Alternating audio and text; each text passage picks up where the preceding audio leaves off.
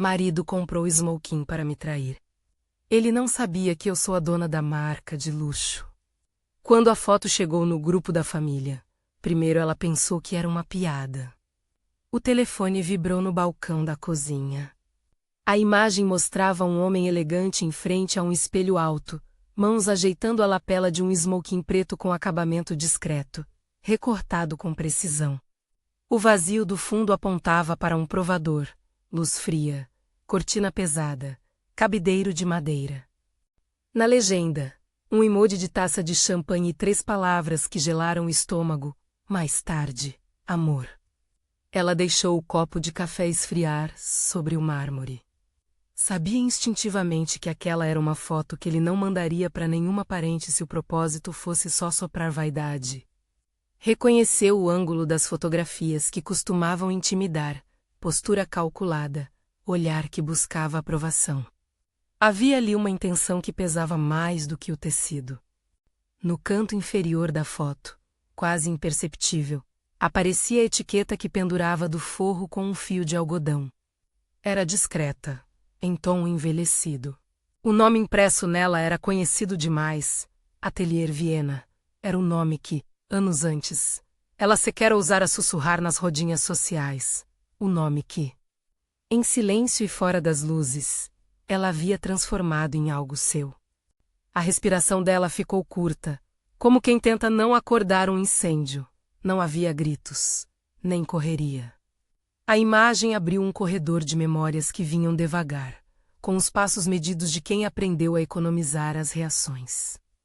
Ela se chamava Solange. Não que o marido soubesse exatamente o que significava seu nome no mundo dos negócios. Para ele, a vida de Solange era conveniente e nebulosa. Ela trabalhava com moda, às vezes viajava para eventos e recebia encomendas. Era o bastante para que, em sua visão, o risco que ela representava fosse pequeno, uma presença doméstica com alguns caprichos estéticos. Ele não imaginava que, por trás daquele rótulo simplificado, existia um universo que ela havia erguido tijolo por tijolo, muitas vezes sozinha. Ela guardou a foto sem reagir e foi lavar a xícara. O perfume amadeirado dele estava na casa, menos um rastro sutil que a presença humana deixou ao sair. Em volta, a cozinha parecia um cenário neutro, enquanto sua cabeça costurava pensamentos. A primeira ação foi pequena. Abriu a gaveta onde guardava os papéis e puxou uma pasta com etiquetas. Amostras e contratos antigos, o atlas da sua vida silenciosa. Ali, entre recibos de fornecedores e cartões de visita amarelados, vivia a verdade que agora pendurava do forro do smoking na imagem. Ela não tinha naquele momento necessidade de humilhar ou de vingar-se. Havia algo mais urgente: transformar o assombro em estratégia. Respirou fundo e deixou que a memória lhe trouxesse as lições que a moldaram. Quando era mais nova, trabalhara em um hotel de beira de estrada, longe das luzes da cidade. O turno da noite ensanou-lhe a observar sem ser vista, entender quem entra apressado, quem tenta ser notado, quem se considera invisível e termina ficando ainda mais invisível. Era ali, entre lençóis esticados e reservas canceladas, que ela aprendeu a ler as pessoas. Aprendeu também a economizar as palavras. Em alguns meses, juntou o que pôde. Comprou uma velha máquina de costura. Aprendeu a corrigir caimentos, a escolher tecidos que envelheciam bem. Aprendeu inglês em fitas cassete e francês com vocabulários escolares, repetindo frases que ninguém escutava. A construção da sua marca fora lenta, pequenas coleções, sob encomenda. O prestígio vindo de um cliente satisfeito que recomendava a outro. Nada de festas de gala. Sua conquista era uma sucessão de manhãs de entrega e noites em que ela costurava até os dedos latejarem. Anos depois, Atelier Viena se tornara sinônimo de ajustes implacáveis e identidade cuidadosa. Mas ela perdera a pressa de espalhar o nome. Preferira manter certas cortinas fechadas. O sucesso tinha sido um processo íntimo, fotos discretas em catálogos selecionados. contratos feitos por e-mail, clientes que sabiam reconhecer a diferença sem anunciar aos quatro ventos. Para ela, o valor estava na qualidade e na ética do trabalho, não na ostentação. A foto no celular fez com que anos de segredo e paciência se encontrassem com a necessidade de uma resposta. Havia escolhas a serem consideradas: um confronto explosivo, uma saída silenciosa, uma exposição pública que tivesse o sabor da vingança. Solange sabia que reagir por instinto era o caminho mais curto para perder o que havia conquistado. Tudo que construíra dependia de reputação, de cuidado com a imagem e de uma rede de pessoas que confiavam na discrição da marca. Ela sentou na cadeira da cozinha com a pasta no colo. Chamou Carla pelo telefone. Carla era antiga colaboradora. Costureira-chefe que conhecera no primeiro ano de Atelier Viena. E hoje era uma das poucas pessoas que sabia toda a extensão do negócio. Carla respirou fundo do outro lado da linha quando Solange contou, em voz medida, o que vira. Está aqui, disse Carla, em tom de quem não oferecia conselhos fáceis. Você quer que eu vá aí agora? Não, Solange respondeu. Preciso ouvir você, apenas. Preciso montar algo que eu possa sustentar. Ela explicou o que sabia, a foto, a etiqueta, o possível uso do smoking em algum encontro marcado. Carla ficou em silêncio por um momento. Depois ofereceu um inventário prático, nota fiscal, consulta ao sistema do atelier, referência do número do lote. Solange anotou tudo. Havia passos exatos que preservavam a verdade sem transformar a situação numa exposição pública. A vantagem de quem trabalha com camisaria de luxo é que as peças deixam rastros, notas, cortes numerados, correspondência com fornecedores. Era possível provar sem teatralizar. Nos dias que se seguiram, ela montou um roteiro preciso de investigação discreta, não invasivo, apenas verificatório. Primeiro, examinou arquivos antigos no escritório do Atelier Viena, planilhas de produção. Pedidos personalizados, números de série bordados no forro. Encontrou um pedido que correspondia ao acabamento do smoking, um corte especial solicitado por cliente X. Finalizado no ateliê em uma data compatível com a compra. Houve uma comunicação por e-mail com um representante da boutique onde lhe enviaram uma proposta comercial. Mas o nome com que constava o comprador era Leandro Oliveira, o nome do marido. Ela não se permitiu surpresa.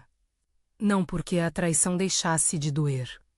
Doeu como uma linha que repentinamente se abre menos algo que começa pequeno e ameaça desfazer um trabalho meticuloso. Mas ela guardou essa dor para si, transformou em ferramenta. Não jogaria a vida aos pés de uma raiva momentânea. Era hora de aguçar a inteligência. Houve uma visita à boutique. Foi rápida, em horário em que menos gente circulava. O gerente, um homem de fala mansa chamado Marcelo, a recebeu sem saber o que ela sabia. Solange explicou que vinha apenas em nome de uma verificação de qualidade. Fingiu curiosidade profissional. Marcelo, sem perceber, abriu gavetas, mostrou amostras e estendeu uma ficha do pedido. Um número de série na ficha cruzava com um bordado interno que ela sabia reconhecer, um pequeno monograma que o ateliê usava como marca de fábrica, escondido no forro há muito tempo. Aquela marca era um código que apenas pessoas da marca entendiam. Ela tocou o tecido e sentiu a frieza do forro, o corte perfeito que só as mãos do seu time sabiam fazer. Foi um pedido com urgência menos, Marcelo comentou. O comprador pediu privacidade. Pagou à vista. A frase soou como uma batida constante. Solange não perguntou por que um homem casado prepararia um traje para um evento à parte. A curiosidade privada tentava, mas ela mantinha o timbre controlado. Posso ver a etiqueta de composição? Perguntou, e Marcelo, sem desconfiar, trouxe a peça de trás do balcão, envolta em plástico translúcido. Quando ela tocou a etiqueta, reconheceu um detalhe mínimo, o carimbo do atelier no canto. onde figurava a razão social que constava no contrato que ela guardava na pasta do escritório. Era um selo técnico, quase invisível para olhos amadores. Ela fez uma foto rápida com o telefone, não por emoção, mas para ter registro. O arquivo digital ficaria, caso precisasse provar algo depois. Ao sair da boutique, caminhou sem pressa. A cidade seguia seu ritmo, alheia à batalha interna que se desenrolava. Ela tinha um plano que não envolvia escândalo. Se fosse para recuperar alguma forma de poder, seria pelo caminho que sempre escolhera: competência. Visibilidade em seus próprios termos e, sobretudo, controle sobre o timing. Havia um evento marcado para a próxima semana, um jantar de uma associação filantrópica que o marido frequentava. Não era um evento que ela conhecia profundamente, mas sabia que ele não costumava aparecer sozinho. Em seu telefonema seguinte, o marido falou alegre, com a voz de sempre que supunha ter razão e charme. "Quer ir comigo sábado?" perguntou ele despreocupado. "Vai ser bom para você encontrar a gente." Ela pensou por um segundo. Sentiu a pequena tensão de quem se decide pela estratégia. Observar e ter a chance de intervir na cena com uma autoridade incontestável. Convidou-se com naturalidade. "Vou", respondeu.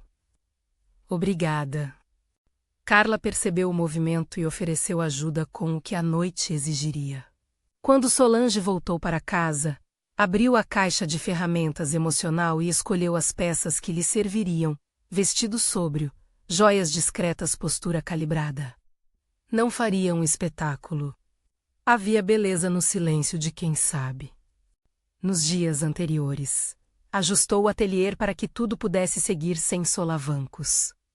Pediu a Daniel, um contato que administrava relações públicas discretas para designers locais, que a colocasse como patrocinadora simbólica do coquetel menos nada ostensivo, apenas um nome listado como apoiador. Daniel entendeu o recado e fez a inserção. O logotipo do Ateliê Viena apareceria na lista de parceiros, ao lado dos demais. Seria uma presença institucional, quase invisível para quem não soubesse ler sinais. Ela não queria que isso se tornasse um jogo de armas. Queria simular normalidade até o instante em que escolhesse firmar os termos do que seria dito. A ideia principal era simples: provar a autoria do smoking se necessário. Mas preferia que a revelação se desse como gesto de poder, não como final de comédia. O objetivo era reposicionar, deixar claro, para ele e para os outros, que o nome que ele usava para construir uma mentira era dela. A vida não precisava se encerrar num ato de humilhação. Podia abrir uma porta. A rotina que a moldara ensinara um último princípio: não se permitir ser reduzida à dor. A verdade que carregava, a que costurara com dias e noites, poderia funcionar como escudo e como espada. Escudo para não se ferir com palavras inúteis. Espada para cortar laços que soubessem apenas de vaidade.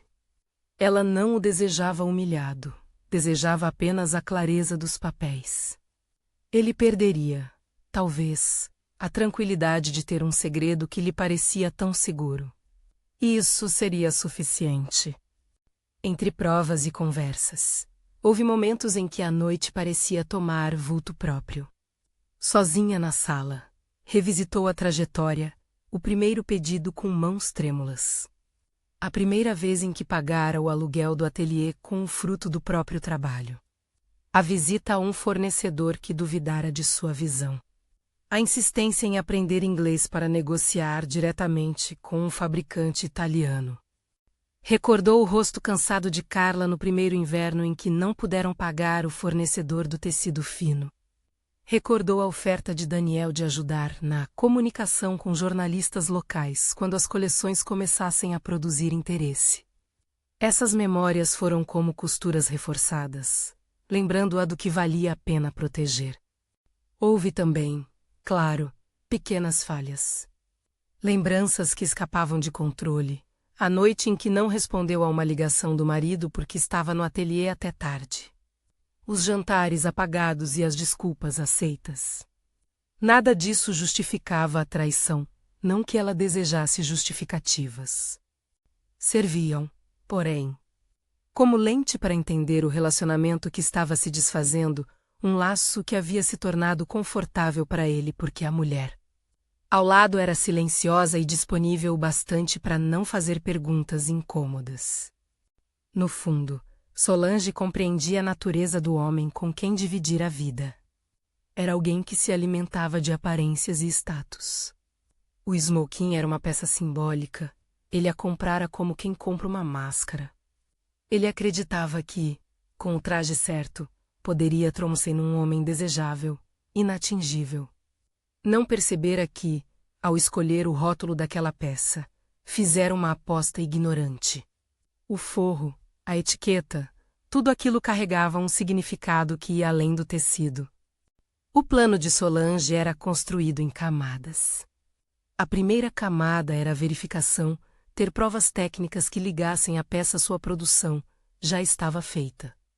A segunda era criar uma situação em que a revelação fosse autêntica e não servisse apenas para ferir. Por isso decidirá que a exposição, se ocorrida, seria curta, direta e baseada em fatos, apresentar documentos e confirmar a autoria por meio da própria boutique, sem difamações, sem intrigas online. A terceira camada era cuidar de si mesma, não vingar-se. Havia uma linha tênue entre justiça e espetáculo. Ela escolheria a primeira. No ensaio mental, ela imaginou o momento no coquetel. Veria a peça no corpo dele, notaria as reações do círculo social, faria uma pergunta tão simples quanto letal: de quem é esse smoking? E entregaria a resposta com a calma de quem manuseia um contrato. Ou poderia apenas entrar e esperar que alguém, ao ver a etiqueta, reconhecesse o nome. Ambos movimentos tinham riscos. A primeira podia inflamar o público. A segunda corria o risco de não acontecer. Por isso ela preferiu ter um agente de suporte. Daniel ficaria por perto, como rosto neutro que poderia oficializar a conexão se necessário. Carla estaria de prontidão para mostrar documentos. Marcelo poderia, se requerido, confirmar o pedido. Enquanto organizava os detalhes, o marido continuava sem saber. Ele mandava mensagens matinais, às vezes mensagens de afeto automático, fotos de pratos em que não incluía nada íntimo. Em uma delas, um sorriso largo, ao lado de uma legenda sobre o grande sábado. Perguntou se ela queria que pegasse alguém na casa dos pais. Ela respondeu com precisão: não, obrigada. Eu vou sozinha. O sábado chegou com uma calmaria peculiar, como se a cidade tratasse aquele dia como qualquer outro. Ela escolheu um vestido que não gritava nem negava sua presença. Era uma peça preta, cortada com a mesma simplicidade que orientara seu trabalho no ateliê Viena. Nada sobra, nada falta. Colocou um colar pequeno, uma pulseira de ouro que sempre usara como talismã. Antes de sair, deixou um envelope sobre a mesa de jantar, um gesto que não estava ali para provocar, mas para manter a ordem da rotina caso algo acontecesse. No envelope, uma carta curtas e práticas com instruções de cuidado das plantas. Pequenos cuidados para que nada na casa, nesses momentos, ficasse em desalinho. No caminho para o local, o coração deu umas batidas que ela não tinha sentido nos últimos meses. A sensação era de uma tempestade que se aproxima e que ela escolhera não enfrentar corajosamente com o guarda-chuva aberto, mas com um colete à prova de vento. Tudo parecia conter o ar. Chegando ao salão, a luz estava tênue e o burburinho elegante. Havia mesas com nomes, pessoas se cumprimentando com beijos no rosto. O tilintar de taças e o perfume misto de comida e celebridade de ocasião. Ela circulou sem pressa, cumprimentou algumas conhecidas, recebeu sorrisos que mal tocavam. Observou gente que usava roupas mercadas por desejo e outras por necessidade de parecer. Por baixo desse palco, percebeu o jogo de olhares. Os convidados eram o público e, por ora, nada mais. Viu-o então à distância. Ele não a notou imediatamente, ou fingiu não notar. Estava junto de um pequeno grupo, rindo de algo que ela não escutou. O smoking avelia o corpo, a lapela, o corte nos ombros, o jeito de portar aquilo como se comprasse um status. Havia no homem um ar de invencibilidade que ela conhecia bem, a crença de que, com a peça certa, o mundo se prenderia à sua narrativa. Ela se aproximou sem pressa.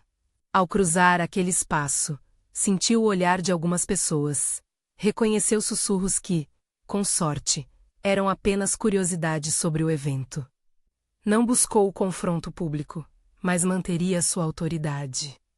Escolheu o microespaço que lhe pertencia, a discreta presença de quem poderia, se quisesse, transformar aquele salão num tribunal de aparências. Antes de agir, houve ainda um episódio que a fez confirmar o plano. Um executivo, que conhecia o trabalho do Ateliê Viena por uma escuta de corredores, tacou-lhe no ombro com interesse legítimo. Não sabia que vocês estavam listados como apoiadores, comentou, olhando a lista afixada discretamente perto da entrada. Solange sorriu, aceitou o aceno e, naquele instante, soube que tinha a chance de colocar a marca onde queria, visível, sim, mas sob seus próprios termos. Ela esperava pelo momento certo. Podia chamar o gerente da boutique para fazer um anúncio, podia usar o microfone do evento e falar, mas tudo isso teria um tom que ela queria evitar. Preferiu, então, manter a opção de ação direta. Se ele usasse o smoking, ela poderia, com a tranquilidade de quem possui registros, solicitar uma confirmação pública que não fosse humilhante, apenas factual. Era um movimento de evidência, não de ódio. O marido a viu e caminhou na sua direção, um sorriso protetor. Havia um brilho competitivo no olhar dele, a satisfação de terem algo e de querer mostrar. Quando se aproximou, disse algo risonho sobre a sorte de tê-la ali, como se sua presença fosse um brinde. Ela retribuiu com um aceno contido.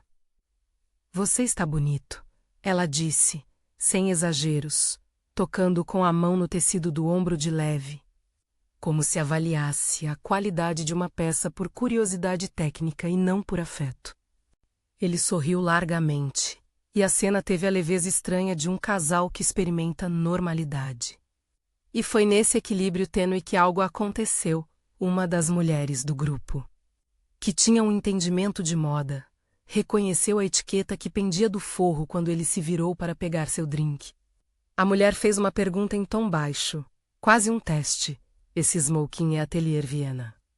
O comentário foi sussurrado, não com maldade, mas com a admiração que dava a marcas de renome. O silêncio que se seguiu foi pequeno, mas para Solange soou enorme. Todos os olhos se voltaram para o marido.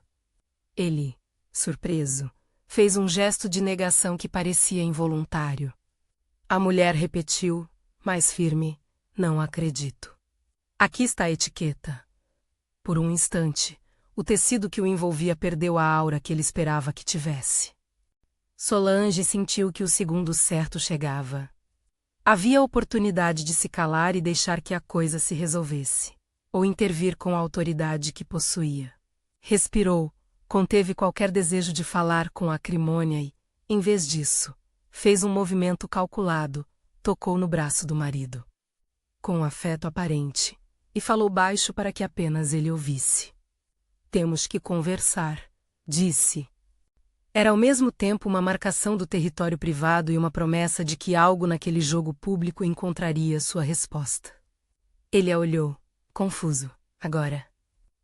Murmurou, como se quisesse adiar a dor depois.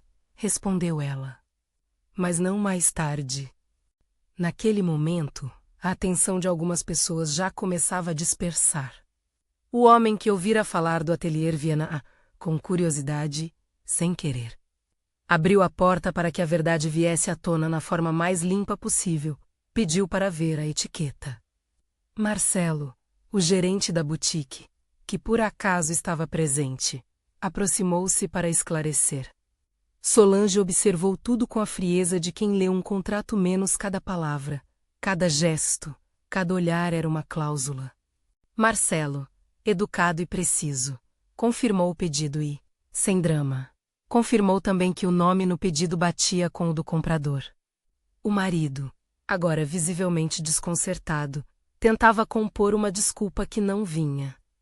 Alguma coisa na combinação de comprovações menos a etiqueta visível. A ficha de compra e a confirmação de Marcelo transformou o cenário natural de festa em um espaço de verdade. Solange sentiu, naquela hora, o peso de anos de trabalho, uma herança de horas noturnas, de negociações, de ter sido escolhido a dedo menos abrindo-se para a luz. Não por vingança, mas por necessidade de que tudo tivesse sua posição correta. O que aconteceria a seguir dependia de escolhas menores, se ela se pronunciaria em voz alta. Se o faria num bilhete, se optaria pelo silêncio que deixa marcas. Ela escolhera, por enquanto, esperar. Havia um poder maior em controlar o ritmo do acontecimento do que em explodir agora. Era tarde para a atitude impulsiva. A vida lhe ensinara a cortar pela raiz, com eficácia e sem espetáculo. Mantendo a voz baixa e o olhar firme, retirou-se por alguns instantes para o corredor lateral que dava ao salão dos bastidores. Ali, com o mundo ruidoso do evento ao fundo, abriu a bolsa e tirou a pasta onde guardava a documentação do Atelier Viena. Dentro, havia um conjunto de papéis que serviriam como sua moeda neste jogo, notas fiscais. Ordens de produção, comunicações com a boutique. Tinha também fotos dos primeiros modelos, assinaturas de fornecedores, um contrato de exclusividade que, em teoria, autorizava a requerer confirmação de autoria quando sua marca fosse usada indevidamente. Ela deixou os papéis em cima de uma mesa, como se fosse um ritual. Não era um plano de humilhação. Era apenas um registro da própria vida. Ao retornarem ao salão, ela faria o que a vida sempre lhe recomendara: manter a dignidade. No corredor, Carla aguardava, com um olhar que misturava apreensão e disciplina. Tinha a calma de quem acompanhara Solange nas horas mais difíceis e entendia o valor de uma ação medida. Está pronta? Carla perguntou, sem pressa. Pronta para ser verdadeira menos, respondeu Solange. Pronta para que as coisas fiquem onde devem ficar. E foi com essa determinação que, por ora, ela decidiu não transformar o salão em tribunal nem palco. Voltou ao círculo onde o marido estava, mantendo a voz baixa, a postura imóvel, e deixou que o tempo fizesse o seu trabalho. Não precisava sujar as mãos. Havia outros meios de reconstituir a ordem do mundo. Enquanto ele aceitava os olhares dos presentes e tentava compor palavras, Solange permaneceu serena. A cena se desenrolou com aquela tensão delicada que antecede uma tempestade, as pequenas gotas que um dia se juntarão em algo maior. Havia, naquele instante, uma promessa firme que não precisava de fogo para se afirmar. Ela devolveria ao seu nome o lugar que lhe cabia. E o faria do jeito que sempre soube, com precisão e sem espetáculo. E antes que o próximo movimento se consumasse, ela recebeu uma mensagem que mudou, por um segundo, o ritmo do que vinha. Era de Daniel, apenas uma linha. Posso falar com você agora? Tem alguém da imprensa caminhando para cá. Posso falar com você agora? Tem alguém da imprensa caminhando para cá. A mensagem vibrou como um incômodo agudo nas mãos de Solange. Não era surpresa. Daniel sabia como o ruído público funcionava e já antecipava ondas. Ela respondeu com 2 palavras: vem já. Em poucos minutos, Daniel apareceu no corredor dos bastidores. Veio sozinho, mas com a postura de quem vira por trás uma proteção invisível. Havia no rosto dele a calma de quem trabalhara há anos acomodando crises alheias com linguagem e redes. Sem rodeios, explicou o que havia visto, um repórter de Lifestyle, interessado em perfis rápidos. Uma fotógrafa que queria registrar a noite para uma galeria online. Nenhum canal de TV ainda, mas o perigo era real, menos a manchete poderia se transformar numa narrativa alimentada pelo escárnio. Eles não sabem de nada menos, disse Daniel, aproximando-se, e é melhor assim. Se vamos falar, Que seja do jeito certo. Solange ouviu, autorizou com um aceno discreto.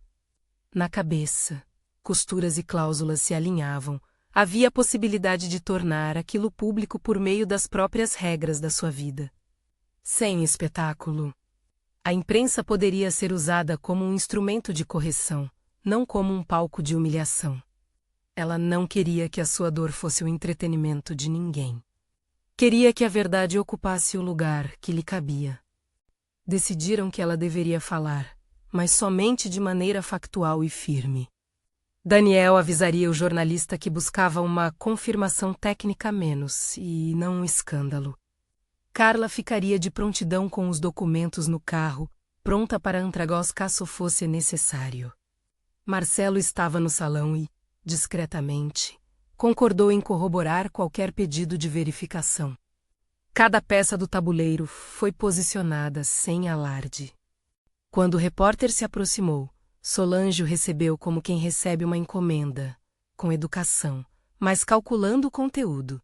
O homem, habitual sorriso de quem precisa de um título menos, apresentou-se e perguntou se ela teria 2 minutos para comentar a curiosa associação do nome.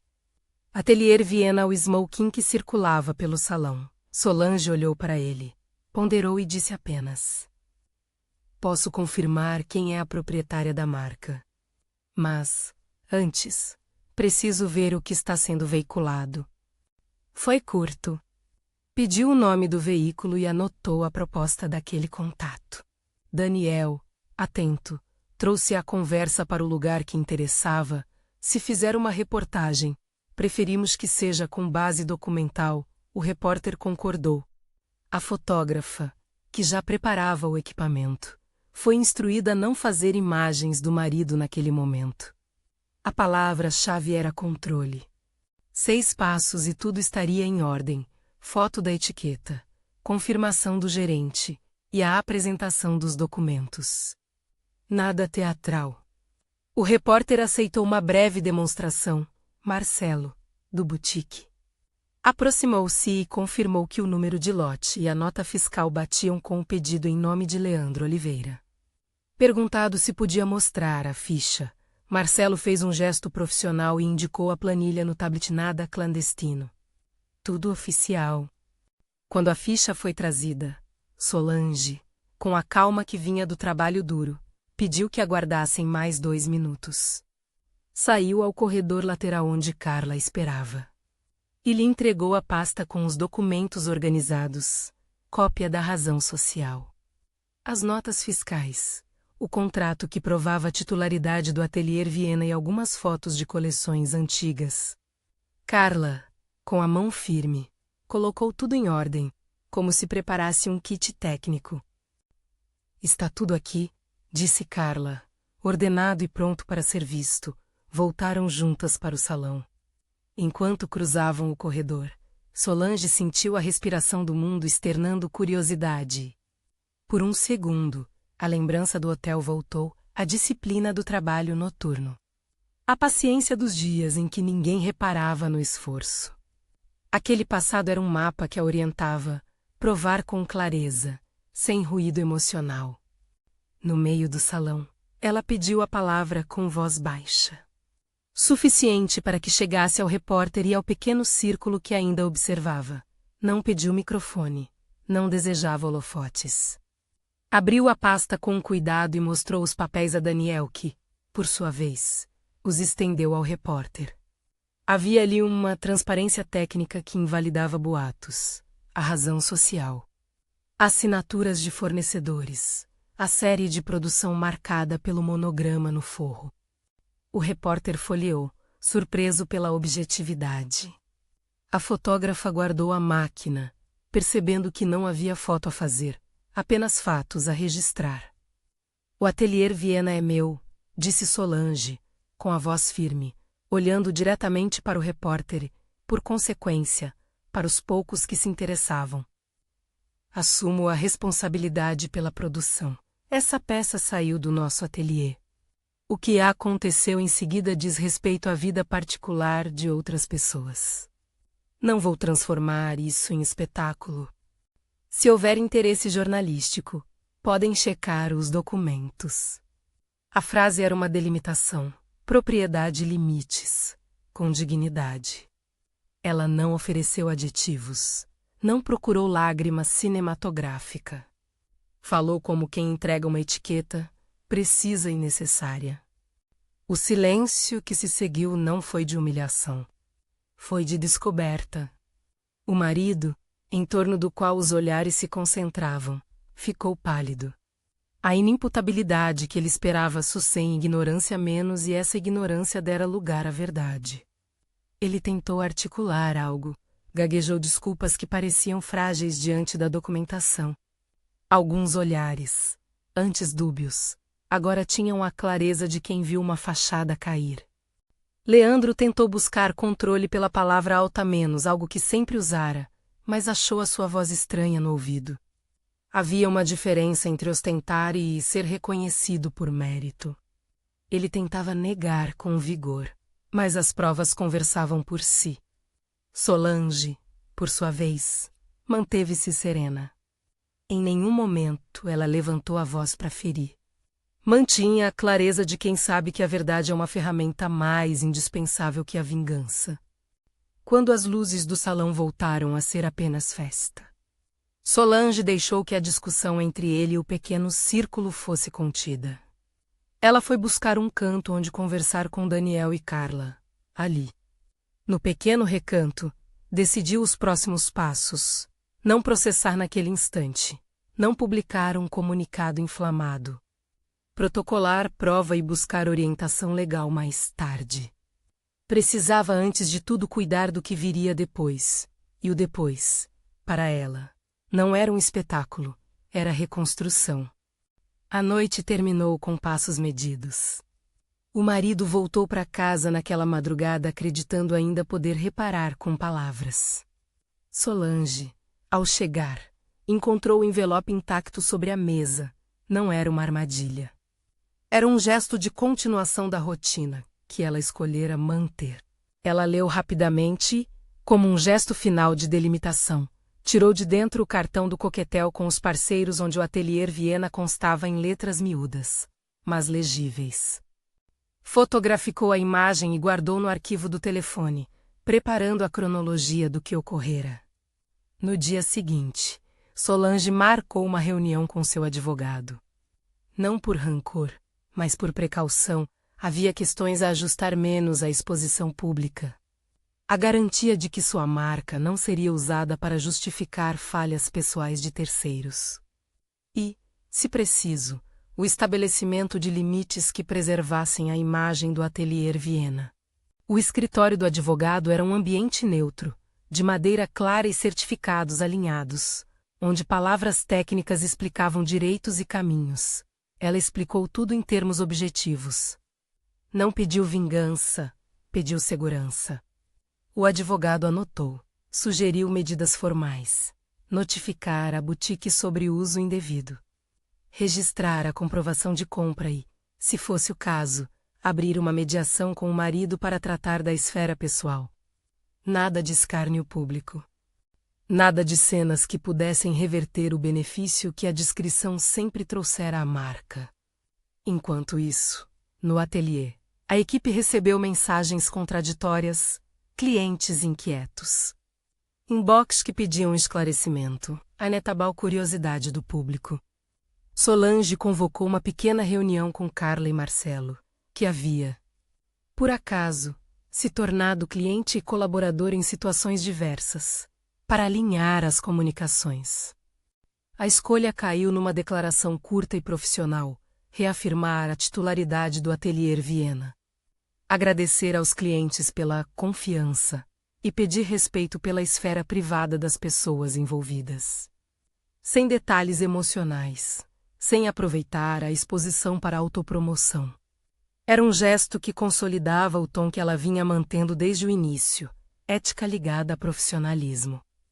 As redes sociais, porém, tinham ritmos próprios. Em poucas horas, mensagens e prints começaram a circular. Alguns questionavam, outros sugeriam frases de apoio.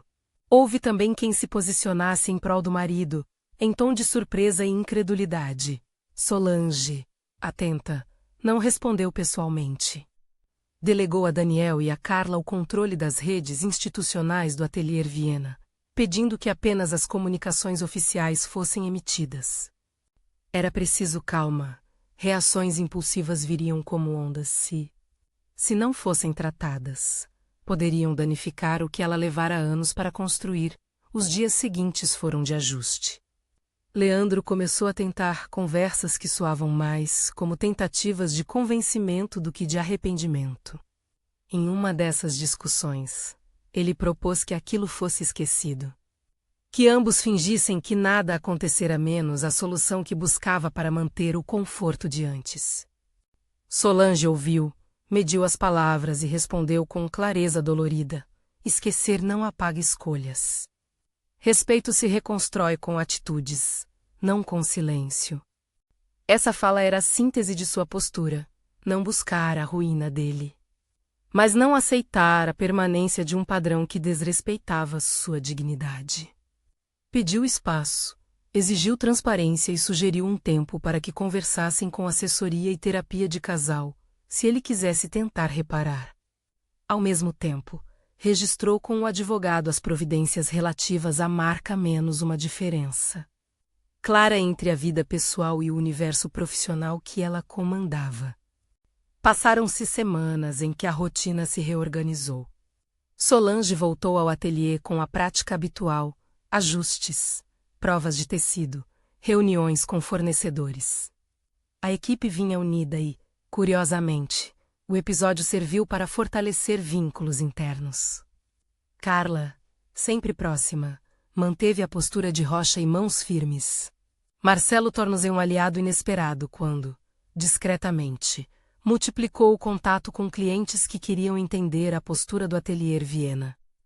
Daniel coordenou pequenas entrevistas técnicas para revistas de moda que queriam falar sobre a ética no uso de marcas e sobre a importância de autorias em peças de luxo, uma pauta que tirava o foco do espetáculo e o colocava na responsabilidade de mercado. Houve também repercussões positivas. Alguns negócios que antes hesitavam prox para discutir parcerias. Atraídos não por escândalo, mas pela clareza e seriedade com que a marca havia lidado com a situação. Uma editora de moda que sempre admirara a qualidade do trabalho, mas que respeitava a discrição do atelier, procurou Solange para propor uma matéria técnica sobre alfaiataria local, focada em processos e mão de obra. Era o tipo de visibilidade que ele buscava, informativa, valorativa, sem exploração da vida pessoal. Em casa, entretanto, as conversas com Leandro foram calcadas em diferenças essenciais. Ele, embora pedisse reconciliação, demonstrava pouca disposição para mudar de atitude. Continuava a procurar justificativas que recendessem ao ego ferido. Era apenas sobre sexo. Sobre atração, sobre uma fantasia. Para Solange, aquilo não era menor. Era uma janela que mostrava o quanto o outro via as pessoas como complementos de uma narrativa própria. E ela não aceitava mais ser figurante dessa história. Houve uma decisão prática. Ela não declararia imediatamente uma separação litigiosa. Preferiu uma dissolução negociada para preservar seus bens e a continuidade do ateliê sem uma batalha pública. Procuraram um mediador. Conversaram com um advogado de família. O processo avançou com calma. Não houve cenas de ódio. Houve pactos frios e precisos sobre finanças. Divisão de responsabilidades e a guarda dos pequenos animais de estimação que dividiam. O que ela queria era um caminho que não devolvesse ao marido a chance de transformar a separação em espetáculo. Queria, acima de tudo, liberdade sem ruído. Enquanto isso, o Atelier Viena viveu um movimento de reconstrução de imagem, não porque precisasse de reparo, mas porque a ocasião permitiu que a marca se posicionasse com maior clareza, uma campanha discreta, com foco na mão de obra e na origem dos materiais.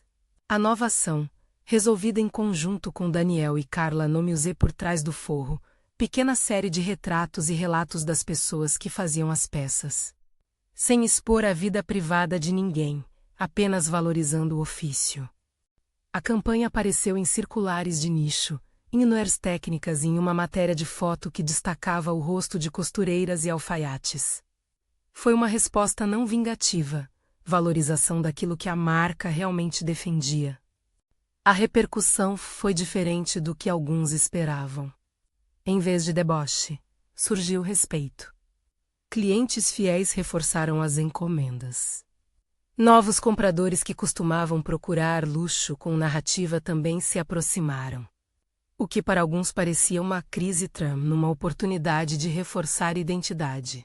E Solange, no centro, percebeu que a sua construção sempre fora isso, uma sucessão de decisões pequenas que, juntas, sustentavam algo maior.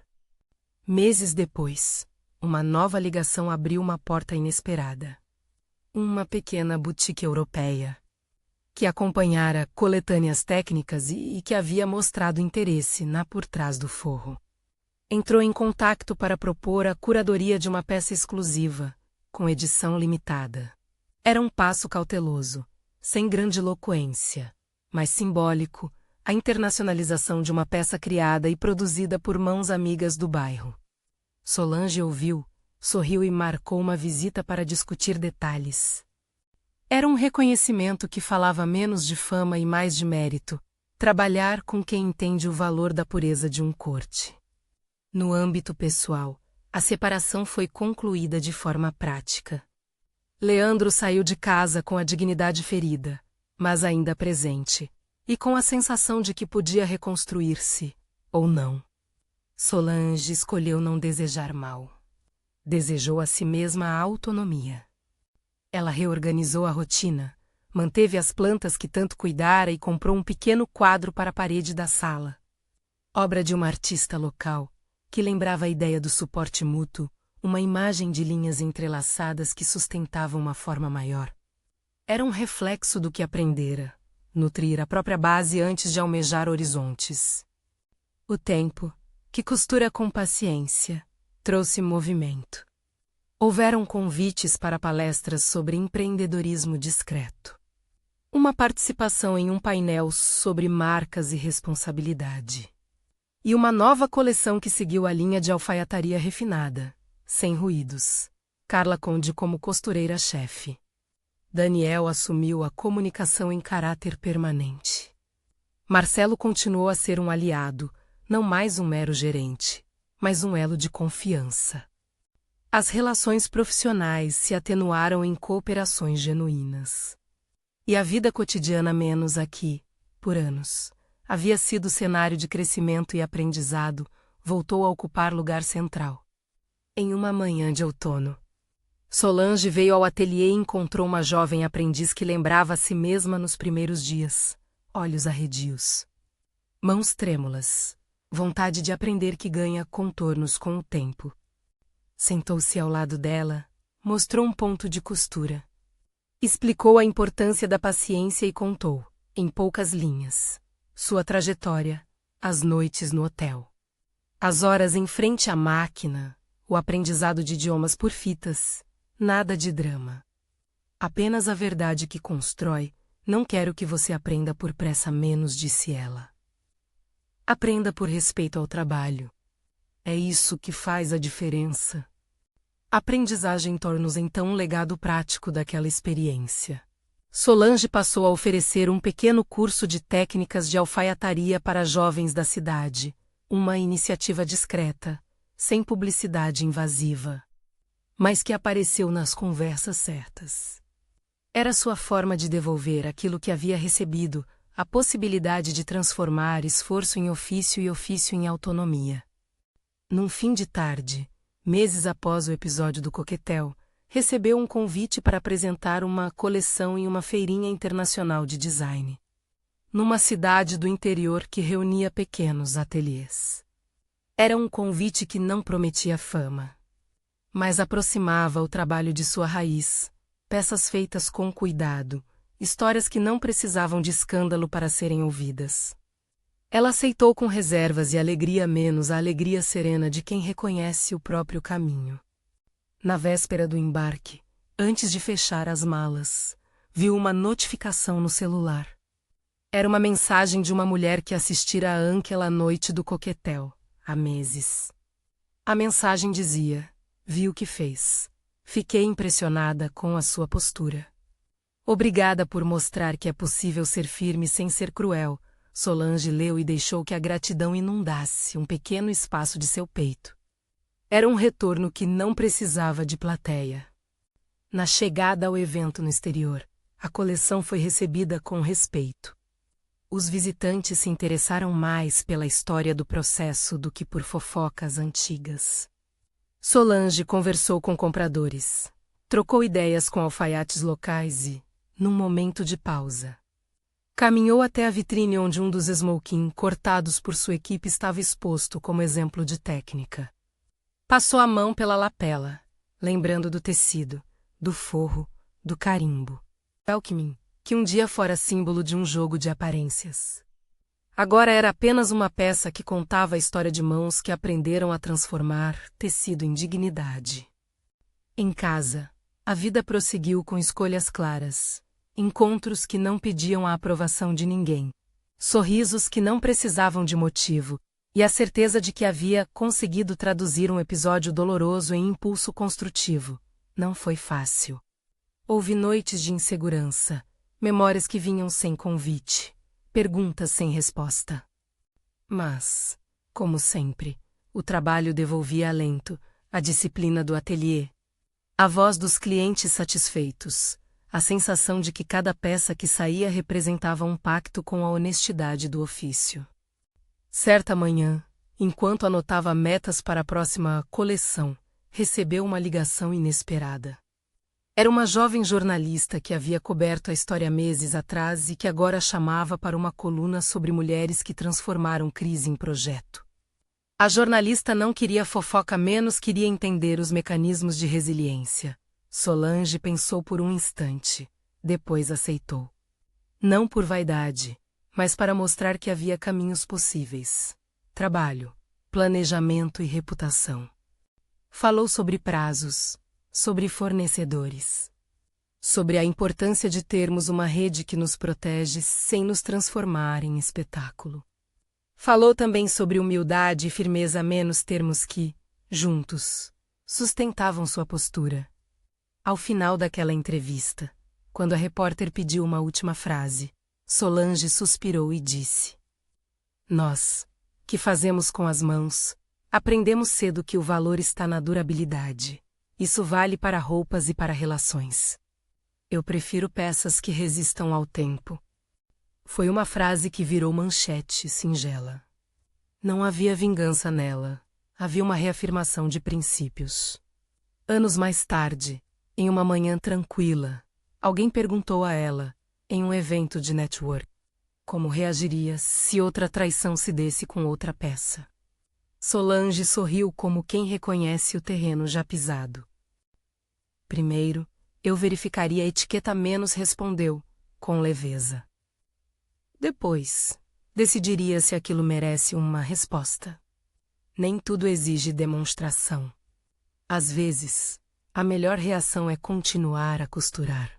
E, naquele sorriso, estava concentrada a síntese de toda a história, o tecido da sua vida pronto para ser cortado, costurado e reapresentado ao mundo com a dignidade de quem aprendeu a escolher as linhas com cuidado.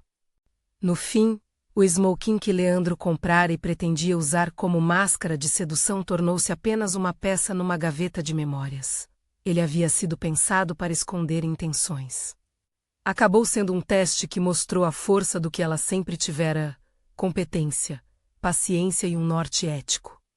Ele não sabia que quem costurara aquele forro carregava, também, as chaves da própria liberdade. Conta nos comentários o que você faria se descobrisse algo parecido.